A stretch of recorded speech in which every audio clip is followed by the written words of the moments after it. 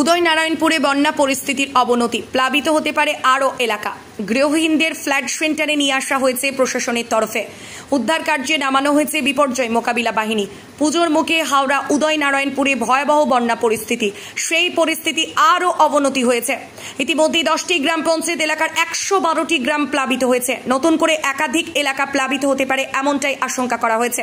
বন্যা পরিস্থিতির জেরে প্রায় 40,000 মানুষ গৃহহীন হয়ে পড়েছে। গৃহহীনদের ফ্ল্যাট সেন্টারে নিয়ে আসা হয়েছে প্রশাসনের তরফে। উদ্ধার কার্যে নামানো হয়েছে বিপর্যয় মোকাবিলা বাহিনী। 2000-এরও বেশি মানুষকে উদয়নারায়ণপুরের ফ্ল্যাট সেন্টারে নিয়ে আসা হয়েছে। এক নাগারে বৃষ্টি ও ডিভিসি ছাড়া জলে দক্ষিণবঙ্গে জেলায় জেলায় বন্যা পরিস্থিতি তৈরি হয়েছে। নিম্নচাপের জেরে গত কয়েকদিন ঝাড়খণ্ডে ব্যাপক বৃষ্টি হয়েছে। তার জেরে মাইথন ও পাঞ্চের জলাধার থেকে ডিভিসি ছাড়া জলে প্লাবিত বাংলার 7 জেলার বিস্তীর্ণ এলাকা। এদিকে ধাপে ধাপে জল ছাড়ার পরিমাণ কমাচ্ছে দুর্গাপুর ব্যারেজ। গতকাল রাত 12টা থেকে 1,50,700 কিউসেক জল ছাড়া শুরু হয়। আজ ভোর 5টা থেকে জল ছাড়ার পরিমাণ কমিয়ে করা হয়েছে 1,45,675 কিউসেক। গত দুদিন বৃষ্টি হয়নি, এর ফলে জল ছাড়ার পরিমাণ কমিয়েছে ডিভিসি।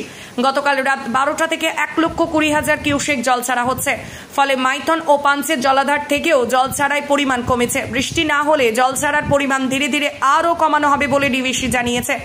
অন্যদিকে প্রবল বৃষ্টি ও ডিভিসি ছাড়া জলে হাওড়া, হুগলি, 2 বর্ধমান, 2 মেদিনীপুর, বাঁকুড়া ও বীরভূমের বন্যা পরিস্থিতি। লাভপুরে প্লাবিত এলাকা পরিদর্শনে গিয়ে স্পিডবোট উল্টে পড়ে গেলেন বীরভূমের জেলা শাসক এবং তৃণমূলের 3 সাংসদ বিধায়ক। পুরসুরা ও ঘাটালে পরিস্থিতি খতিয়ে দেখার ম্যানমেড বন্যার অভিযোগে সরব হন মুখ্যমন্ত্রী। পাল্টা তাকে নিশানা করেছেন শুভেন্দু অধিকারী।